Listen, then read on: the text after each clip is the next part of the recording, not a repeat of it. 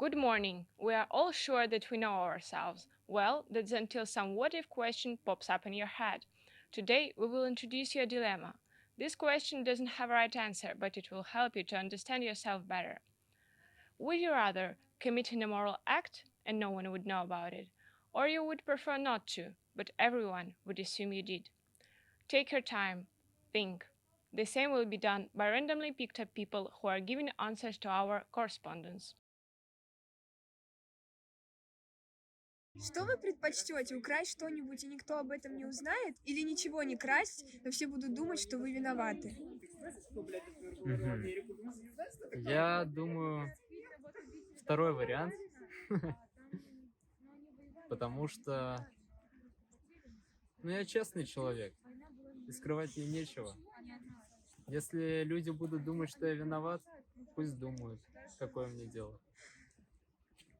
Я у себя один. Хорошо, ну и такая формулировка вопроса, что ты предпочтешь, убить кого-то, и никто об этом не узнает, или быть невиновным, но все будут считать тебя убийцей? Мгм. Я думаю, убить.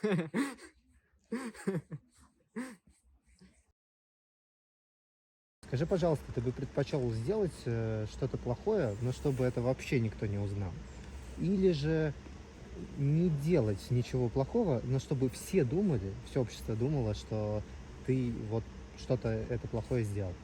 Честно, я предпочел сделать что-то плохое, чтобы об этом никто не узнал, потому что лучше сделать что-то плохое и не жить в обвинениях, чем быть невиновным, в то время как тебя все обвиняют ни за что. Тем более ты будешь так жить всю жизнь.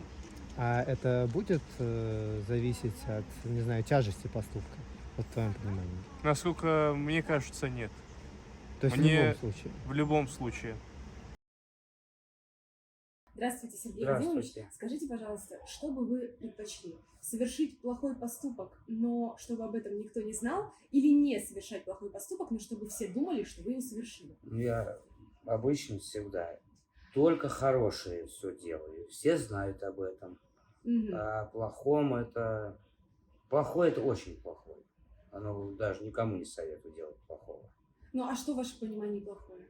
Ну, сделать человеку плохому или окружающим, оно же, это же что бумерангом вернется к тебе обратно. То есть вы А верите в закон хорошее, Мгм. и это на всю жизнь. И тоже вернется. Да, это нет, она вернется кому?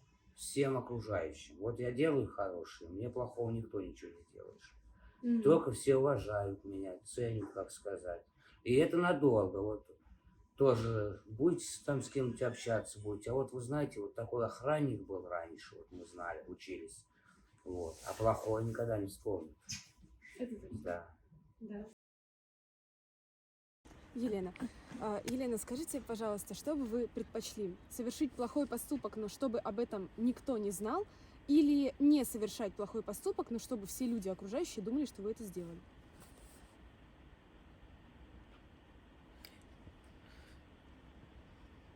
То есть я делаю что-то плохое, Мгм. Но Я- никто не знает. и об этом никто не знает. Или наоборот, вы ничего не делаете плохого, но все думают, что вы совершили плохой поступок. А зачем? Ну, почему-то такие обстоятельства складываются. Смотрю, какие обстоятельства. Ну, тут, наверное, да, зависит от того, что для вас плохой поступок. Допустим, Да. не знаю, кража или предательство, или обман, вот что-то такое. Вот я не обманываю, чтобы что? Я жертвую своей репутацией, чтобы что? Что я получаю взамен? От Ради контекста чего? зависит, от ситуации, да. Ради чего? Ну, Я жертвую своей репутацией. может быть, ради общего блага в какой-то конкретной ситуации. Очень размыто.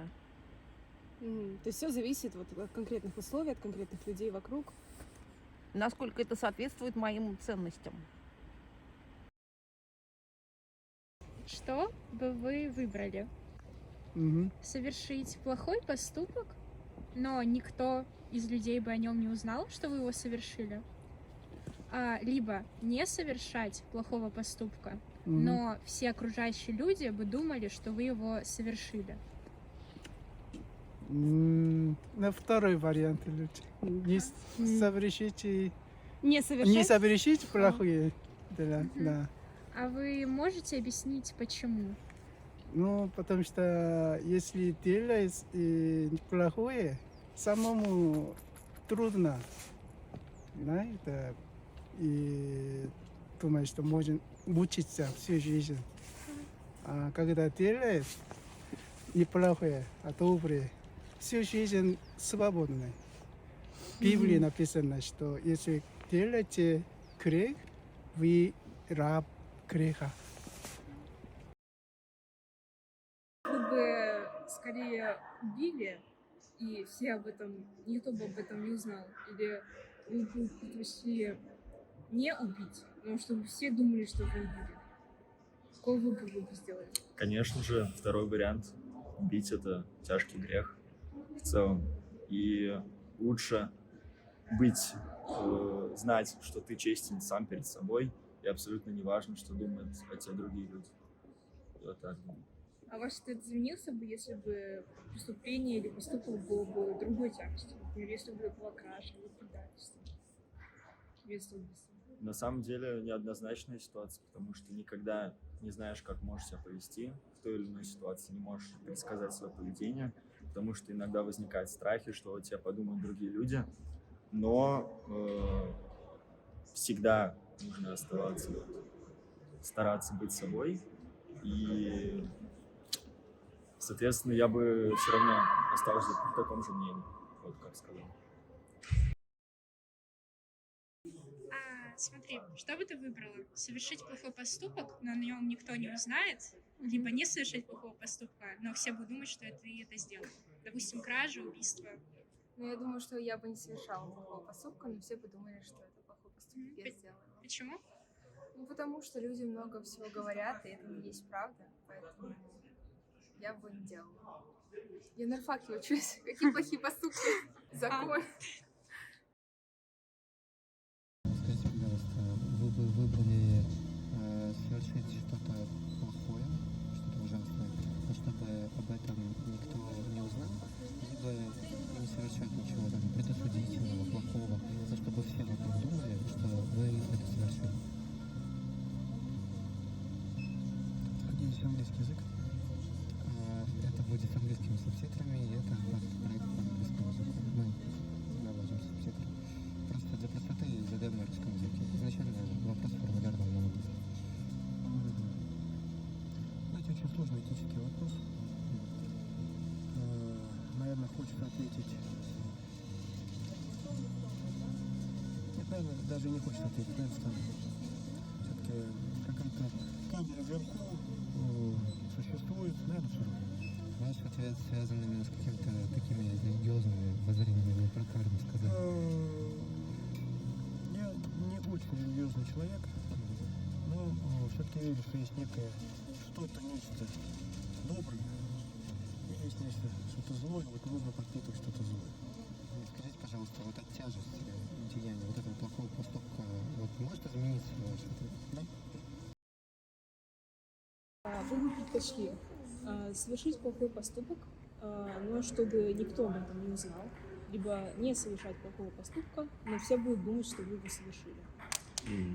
Ну что ж, с точки зрения морали я бы ответил на этот вопрос, то, что лучше все-таки не совершать плохих поступков в нашей жизни и хорошо вести себя на протяжении всей нашей жизни, чтобы за нами оставалось хорошее прошлое. На ваше решение, на ваш выбор повлияла бы тяжесть этого поступка, например, предательство, кража, убийство? Вы бы ответили одинаково? Нет, варьируется от конкретной ситуации. Поступок, но чтобы об этом никто не знал, или не совершить плохой поступок, но чтобы все думали, что вы его совершили? Это такая туманная формулировка. Да, она обобщенная, но вот как вам Какая-то кажется? такая смысла я в ней не вижу. Ну вот смотрите, вы совершили Нет, что-то понятно, плохое, никто не знал. какой-то Или негативный наоборот. поступок, чтобы о нем знали или о нем чтобы не знали. Я так Или понял. чтобы вы его не совершали, но все думали, что... А вы другое совершили. нельзя задать что-нибудь другое? Или У это нас именно... такой вопрос специфический. Это всем раздается? Да. О, Господи. Это же надо же как-то ответить достойно на такой бессмысленный вопрос. Что бы я хотел, чтобы знал или не знал? Ну да. Да и знал, и не знал, и чтобы и знали, и желательно и не знали. Там как сложится, я вот такие вещи вот абстрактные очень тяжело воспринимаю. То есть все от обстоятельств, да? От обстоятельств, ну это получится знать, ну пусть знают. Не получится знать, пусть не знают. Это вообще не та тема, о которой вообще вот можно Конституции задавать этот вопрос. Здесь как-то логика сама отсутствует. Если под ней какой-то есть смысл, то есть конкретно вот какое-то указание, вот это, тогда еще можно будет как-то рассуждать. А так вот абстрактно, вот ты бы сделал поступок и как бы знал.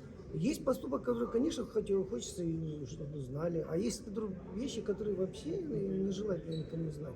Это же все от какой-то ситуации конкретно складывается. О чем мы сейчас говорим? Мы суть вопроса. Предпочли бы вы украсть, но чтобы никто не знал, или не красть, но чтобы все думали, что вы вор? Цель кражи. Если вот величием цели оправдывается убожество средств, вот это ни к чему не приводит. То есть вы против такой позиции? Конечно, да, против. Есть, вот как это говорят, ложь во спасение. Слышали такое? Да. Ложь во спасение, это ты из той же оперы, по сути. Вот есть люди, которым вот такое обстоятельство, вот ему надо соврать. Он понимает, что это неправильно, ну соврать надо. Ну, мальчик маленький сидит, говорит, папа, я вражу до завтра, а у тебя там какие-то уже прогноз принесли, врач говорит, ну, слушай. Он скажет, папа, я буду жить еще 2 дня? Конечно, скажет. Он скажет, конечно. Ну, дети считывают информацию, имею в виду. Ты можешь даже ничего не говорить, он просто поймет. Они нас посмотрят и поймет, что не о том ты говоришь. Поэтому, если вот с это смотреть, то вот так. Ложь во спасение, кража, ну, конечно, само по себе, ну, красть это грех, это что трудом досталось. Это опять же абстрактное понятие, это вот конкретный случай из жизни. Вор у кого вора? Один хапуга в Мерседесе лежал кейс, $2 миллиона, у него украли. Но я бы порадовался, сказал, ну видишь, ты недостойно, а Господь увидел, сказал, ты не тем путем его, поэтому как пришли, так и ушли. Вот такие примеры конкретные. Это в каждом конкретном случае, кто, с кем, когда, в какой связи, причинно-следственная связь. Есть причина, есть следствие. Вот если вот эта причинно-следственная связь, она оправдывает это все, тогда это один вопрос. А если не оправдывает, тогда и смысла нету. Да, спасибо вот большое. То, что вы сказали, ну вот так вот объяснить. Потому что если бы вы что-то конкретное такое спросили, я бы, может, вам и поведал бы что-нибудь из личной жизни. Какой-нибудь случай сказал. Вот помню я там в Сеуле как-то был у меня такой какой-то эпизод, и я вот там сделал вот это, или вот это, или вот это. Это же как же в жизни бывает. Ложь во спасение, а кража, ну, это вообще такой вопрос. Смотря опять же у кого украли. У кого, при каких обстоятельствах? Да, и при каких обстоятельствах украли. Если это была вынуждена какая-то необходимость такая, ну что ты кому-то решил помочь. Ну так бывает. Бывает в жизни очень часто. Да. We are back. Now that my colleagues have gathered the opinions and studied the statistics they are desperate to share with you. We won't keep them waiting. Over to Mikhail Galkin. Before doing the street interviews and the survey, I was completely sure that our idea wouldn't work out. Well, I thought that our speakers wouldn't be honest with us. However, they were, and they were honest in completely different ways. Someone talked about ethics and karma. Another one told us that they found it very unfair to be convicted for nothing, which highly influenced their choice. Other people expressed their points of view in completely different ways. Before this project, I had a hypothesis, which of course I hadn't shared with my colleagues, that street interviews are dead. But I was incorrect, and it is perfect. We are really lucky that the speakers agreed to answer our question. But what did they choose? Let's check in with Maria Gafonova and find out. My respondents paid great attention to the context and asked me to specify the question or give an example. What's a bad deed? Under what circumstances is there a risk of committing it? What will be the consequences? The interviewed people's approach to the topic turned out to be deep. They demonstrated thoughtfulness and flexibility of consciousness. That, in my opinion, shows awareness. Before conducting the survey, I expected the majority to choose to do a bad thing and hide it from the world. Why? Due to the fact that I relied on human experts' opinions. For instance, Thomas Schaff's view. He, the famous American sociologist, believes that many people tend to hide their misdeeds, fearing public opinion. I'm glad that all my respondents, one way or another, prefer to remain honest with themselves. I agree with the interviewed because lying to yourself is worse than deceiving others. Moreover, being honest with yourself is much more complicated when this society, as the defense mechanisms of the psyche and our attitudes sometimes do not allow us to be honest and admit certain facts about ourselves. Some of you may say, minority, majority is too vague. That's why Ella Shepeleva and Anna Magina have prepared the exact statistics. 2 surveys were conducted. Online one, where people could respond questions candidly without the fear of being judged. An offline one, where we could see the real emotions of the respondents. The results of both surveys were strikingly similar. The majority of the questioned preferred not to engage in a criminal activity, even if it meant compromising their own reputation. For instance, in the online survey, 63% of the respondents chose to stay innocent, while the rest, 37%, opted for an alternative choice. Interestingly, 69 of those questioned believed that most other people would still choose to maintain their reputation in exchange for committing a crime. But as far as we can see, statistics say otherwise. I was interested in a question of whether the respondent's choice would depend on the severity of the crime. After all, a bad deed can be a robbery, or it can be a murder. What do people care about? Their own moral values, or the opinion of others? 2 similar questions came to my mind. The interview's answer contradicted my assumptions. I thought people would prefer to steal, but in the case of a murder, they would take responsibility for something they didn't commit. The respondent made a completely different choice. And only after analyzing it, I realized that the person's image in others' eyes is super important. Therefore, becoming a murderer in public is equivalent to a complete loss of everything. The topic is controversial and respondents gave different answers. As I can see, 63% would steal but not kill, and 22% prefer to kill but not to lose their reputation and position in society. The survey showed that for many it is much easier to come to terms with the idea that they stole something than with the fact that they killed someone. So it is not always possible to make a deal with your conscience. It's time to give floor to Aisha Singh and Sofia Belyantsova. They will introduce the views of Oxford experts and evaluate on the topic of feeling guilty. Looking at the results of our experiment, I noticed a curious detail. The feeling of guilt seemed to be the driving factor behind some respondents' choices. A significant number of them chose the second option, to remain innocent, even though everybody would assume they committed an immoral act. They explained their reasoning in different ways, but essentially all the answers came down to one thought. It's impossible to live with such a weight bearing down on your shoulders. It's easier to deal with the judgment of the society than with your own consciousness constantly reminding you of your misdeed. So, Sophia, what do the Oxford scientists think about this? Shame is particularly challenging to study since it is situated far in between, on the border between the personal and the social.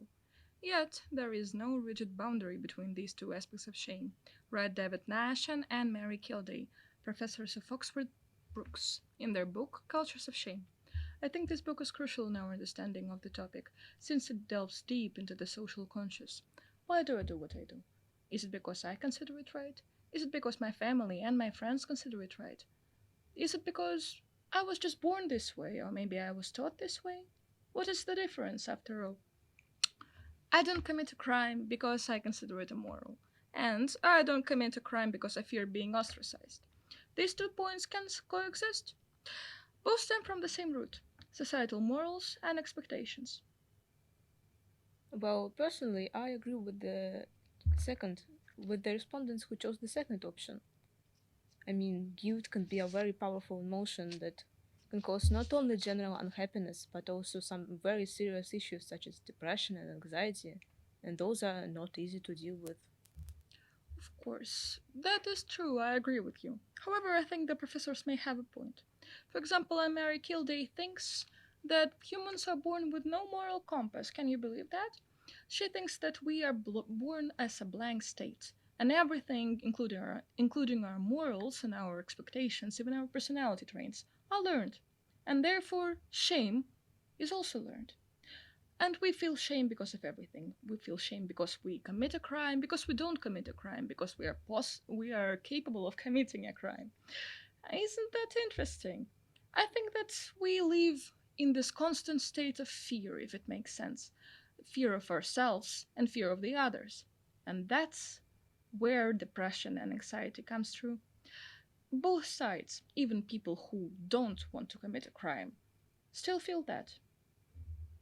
Well, I mean, betrayal, a theft, a murder, that's a decision that's going to affect your whole future, your entire perception of yourself. Is society's approval really worth living such a life? A lot of our respondents do not think so, and I share their opinion. Well, personally, I share the first opinion. I really think that this situation where you can lose everything in a flick of a finger, just because, well, everyone would think that you did something you did not. That's terrible. I would better live with myself than with others judging me. However, internalized shame of not fitting the standard, and being perceived as a criminal, and externalized shame of being a criminal itself have the same effect. You feel awful. You feel like you're living under a glass cap. Shame follows you. Shame even eats your mind, the book concludes. And I agree. However, it sounds very ironic, but shame is what holds our society afloat. You see, each and every one of us is scared of the possible outcome of their terrible decisions, and that's why we don't commit them. We feel shame each and every moment of our lives, and it is indeed quite awful. However, it makes quite a stable foundation for our society to thrive. Do with that what you want. We conclude our captivating journey on the question of choosing between committing something immoral in secret or abstaining from committing immoral actions but facing the judgment of others.